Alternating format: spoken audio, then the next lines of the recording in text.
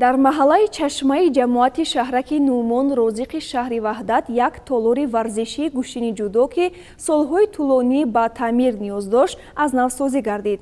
Пас аз азнавсозӣ беш аз 100 кӯдаку наврас ба тамрин фаро гирифта шуданд.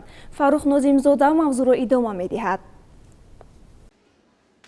бо мақсади вусъат бахшидан ва бо дарназардошти зарурати инкишофи инфрасохтури деҳот солҳои 2019-2021 аз ҷониби асосгузори сулҳу ваҳдати миллӣ пешвои миллат президенти ҷумҳурии Тоҷикистон муҳтарам Эмомалӣ Раҳмон солҳои рушди деҳот, сайёҳӣ ва ҳунарҳои мардумӣ эълон гардидааст.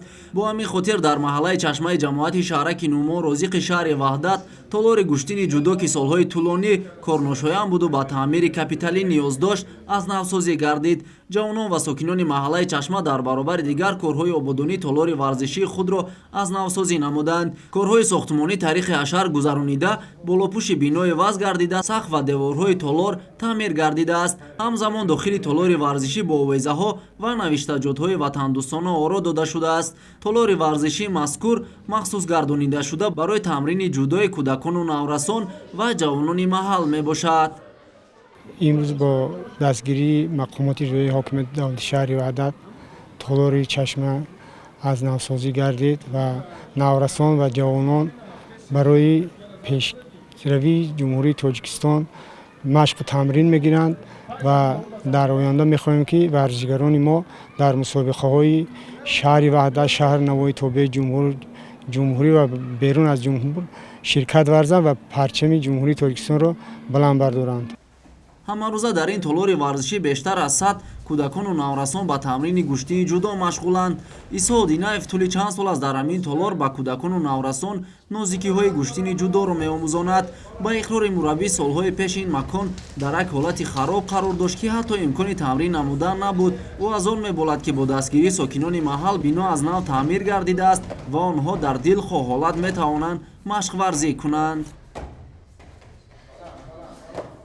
мо тӯли чанд сол мешавад ки дар ин толор ба ҳайси мураббии гӯштини ҷудо кор ва фаъолият мекунем. дар ин толор ҷавонон ва паҳлавонони мо дар ҷумҳурии Тоҷикистон ва берун аз ҷумҳурӣ ҳам иштирок кардан, парчами давлати худро баланд бардоштанд ба монанди Пулоҷон Солиҳов, Дилшод Табаров, Сабоҳат Исмоилова ва дигарон. ин толор дар як ҳолати бисёр ҳамвазнӣ қарор дошт. бо дастгирии ҷавонон ва соҳибкорон имрӯз тавонистаанд ки толорро дубора ба мо мураббиён ва ҷавонон ба истифода дода шавад. албатта мо ҳам кӯшиш ба харҷ мекунем ки то ин ки хизмати онҳое ки дар ин толор саҳми худро гузоштанд, хизмати онҳоро қадр карда ҷавононро тарбия кунем то ин ки дар оянда парчамбардори давлати худ бошанд. Анас аз ҳама хурдтарин дастпарвари ин даргоҳ мебошад. ӯ ҳамагӣ 5 сол дорад, аммо ба синни худ нигоҳ накарда ҳамарӯза дар тан ҷудогӣ ба ин макон меояд, то дар баробари дигарон ба варзиш машғул шавад.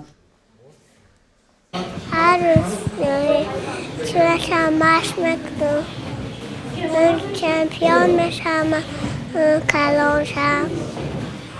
Чанд қашр машқ мекунӣ? як қадар. ҳар рӯз бобом зад меом машқ мекунам. ман зур мешавам, калоншам.